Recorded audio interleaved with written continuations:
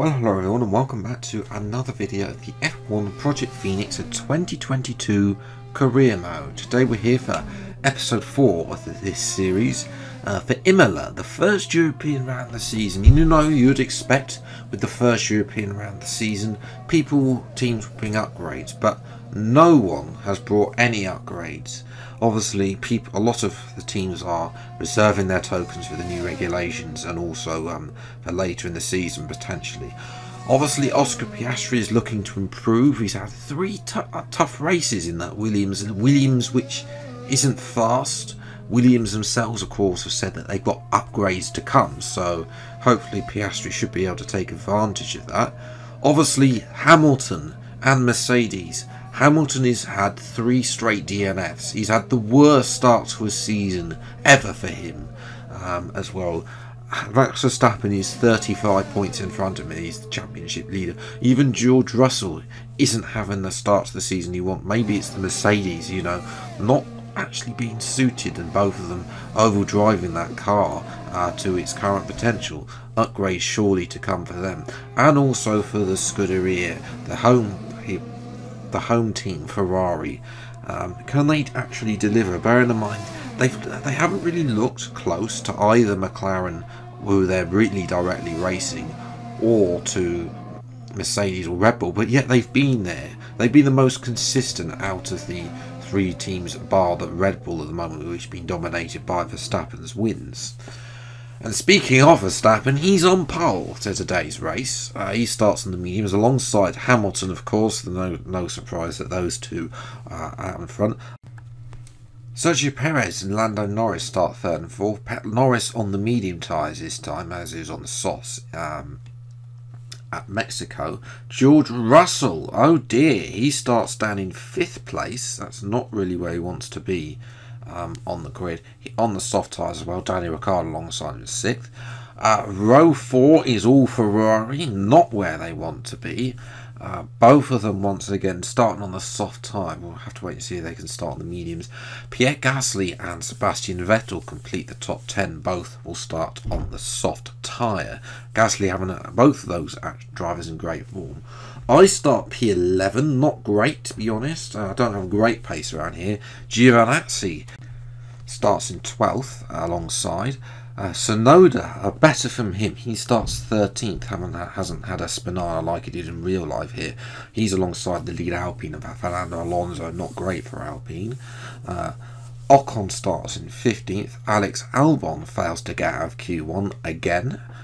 Well, actually, no, you've made it out in Mexico, but fails to get out in Milan. Mick Schumacher 17th again, alongside Oscar Piastri, who isn't on the last row. Improvement there, with Stroll and Bottas bringing up the grid for today's Emilia-Romagna Grand Prix.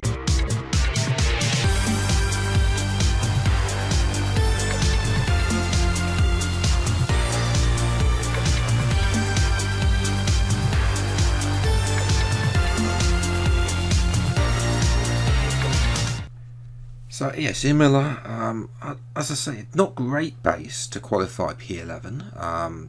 First time not in Q3 this season as well at Imola. But, you know, I mean, we'll see. It's going to be interesting. I've not done a 50% race around Imola. I've only done 25% races. So it'll be definitely peculiar to see how we get on. Obviously, DRS will be overpowered as well. So it's going to be, it's definitely going to be a tough race in store for myself, because not really having the pace to take on the AI really inside the top 10 really, but that's really where the car is at this track particularly, especially with the Ferrari powered engine. Now, race strategy is something that I've never ever done before. We're going to start on the hard tyres and finish on the mediums. Race strategy is a one-stop. I don't know if this is going to be an absolute calamity or not. There probably will be a safety car, so we'll switch to mediums if necessary, and then might finish on softs if we need to, or not. Remember the rain at the end as well. Be better if we're on the mediums, I feel. So we get ready for 5 lights then. Lights up and away we go. And it's a good start. Better than Vettel has had a slow start there. A lightning start from Gasly against the 2 Ferraris there. and they're going to flash through 3 wide into turn 1 as one of the Ferraris, they don't make contact. They are able to get through. We're able to get through. Can we have a look at Gasly? No, we can't. After the hairpin, though, we're going to dive down the inside of Gasly in the AlphaTauri. That's P9. Exactly what we need. The good start there. I think Giovinazzi's going to follow me through as well. Up at the front, it's not looking good for the championship because Russell is in 3rd. Hamilton has lost 2 places at the start to Perez. So Red Bull 1-2, sort of 2 by 2 by 2 really. 2 McLarens ahead of the 2 Ferraris at this moment in time. As well, they've run away basically. I mean, we are absolutely horrific with pace on these hard tyres. They're terrible basically. We haven't tried to fight Giovinazzi, but he's just too strong with the DRS in the end on lap number 4, and he's gone basically on those medium tyres. That's just how horrific the hard tyres are behaving right now. We've got Gasly right behind as well. He's going to be all over the back of me as well as Sebastian Vettel. Both of them were lost out in the start to myself and Gio. As a sort of trying to keep with Giovinazzi, but eventually I lost DRS to him, which was annoying. Because, you know, I thought that, you know, I mean, he's probably going to be moved to hards in his 2nd stint. He's probably doing a 1-stop as well, so I'll probably look to switch. But Gasly actually made contact with, Vettel as well. So that both of them came in, and now we're watching the 2 Alpines take on the Tsunoda. And Tsunoda has been pinched by the Alpines here. They go 3 wide into turn 1. Alonso there, contact there, and then there's just contact with Ocon as well. Both of them out the Grand Prix. Safety car deployed. Good time to get rid of these horrible tyres. I want to amend the actual fact Vettel didn't actually come in, only Gasly came in. So will Gasly have lost out then by changing his front wing with simulation damage? I don't know, but it's a double stack. That's unfortunate as well. But they have been able to fit it on 3.2, which is only a fraction slower than they normally do it, so that's not bad. Considering the double stack in this game can be painful. We're only lost out to Vettel, who's ghosted there, so we should hopefully will be able to get, but we've got rid of those horrible hard tyres. Now we can just run either softs or mediums to the end. Hopefully the pace improves from here. Now because of the double stack, Verstappen leads from Russell there as well. Well, saying that, something's happening to Russell. We'll go on board with George through that section, ahead of the one of the McLarens and Ferraris respectively as well. So sort of one for each team. Oh no, Russell is retired, and Norris, I think that was, made contact with Russell. So we're up to P10, dive around the outside of Sebastian Vettel, a little bit jumpy on the curb there, but we have made the overtake we wanted to do on Vettel. But Vettel's going to come back at me straight away through this section. We're going to get hold the position right now. Lucky to escape without damage there, and up into P9. But Giovinazzi now obviously in the points as Vettel has another go there as well through this corner. And once again, like with the hard tyres, the pace is just not there for me on these mediums either. Such a shame, because, you know, Imola is an iconic track. Nice to have a good result, but nevertheless, Vettel does have a go at the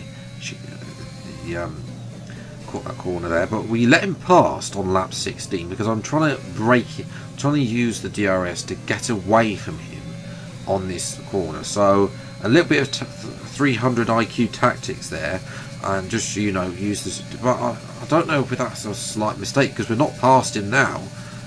And we're almost just having to go past now here on lap there. A little bit sketchy on the curve. We cut across Vettel, and I think Vettel is out of the race with a after collision there with myself. We'll get a replay as we defend from Ocon, from Alonso there. Ooh, we'll need to get a replay on board. He takes the curb and then doesn't anticipate me coming on. I know that's a little bit my fault, not getting the car slowed down. But, you know, we did this similar move on the safety car restart, and we still managed to keep him. Let me know what you think in the comments below. I think it's slightly my fault for a little bit too much overspeed, but also Vettel not anticipating there. As we've got another threat now, lap 20 this is. You can see it's getting a bit overcast. Remember, rain was forecasted for the end, but it should be okay. knowing this year's game. Verstappen made a little bit of contact there. We've been caught by Verstappen. We're not really letting Verstappen go. We have the lead, by the way, of the Emilia-Romagna Grand Prix, but we technically could go to the end, but we aren't going to be able to go to the end. The tyre wear's too high. We're just really backing up Verstappen. Verstappen is getting far too patient. He's prodding at every corner. There's contact. Verstappen is out of the Grand Prix. Replay on board with the Dutch driver, and it's... Why is he gone for a move there?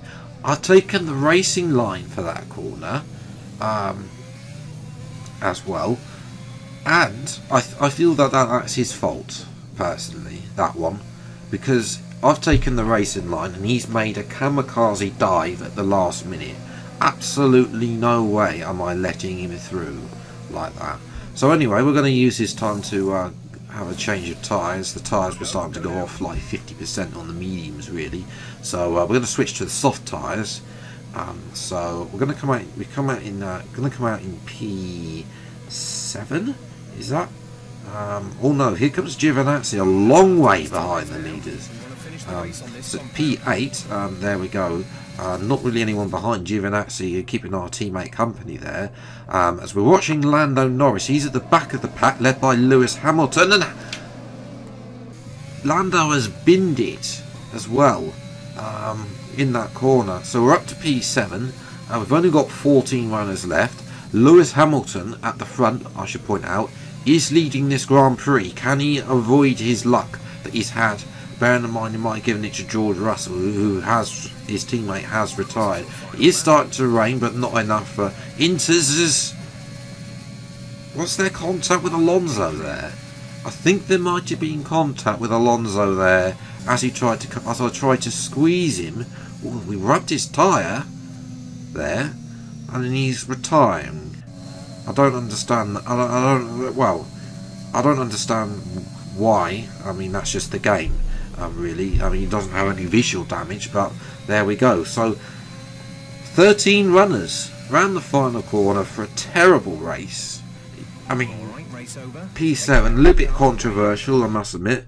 Don't really know. Alonso, as I say, we were banging tyres a little bit, trying to get the elbows out to defend the position and retain the points, but in the end, Lewis Hamilton bounces back from 3 straight DNFs to take victory. Is that his championship back on track? We'll have to wait and see. Carlos Sainz will keep the locals happy with 2nd, Daniel Ricciardo 3rd, Leclerc, not great, only 4th there as well. Perez as well, also not great, in 5th position there. Will he be leaving the team? We'll have to wait and see. As well, DNFs there, a lot of DNFs. Alpine, 3 DNFs, double DNFs in a row now for that team as well, I should point out. So, like Hamilton, can they bounce back at the next race in Monaco to get some points? We'll have to wait and see. Vettel,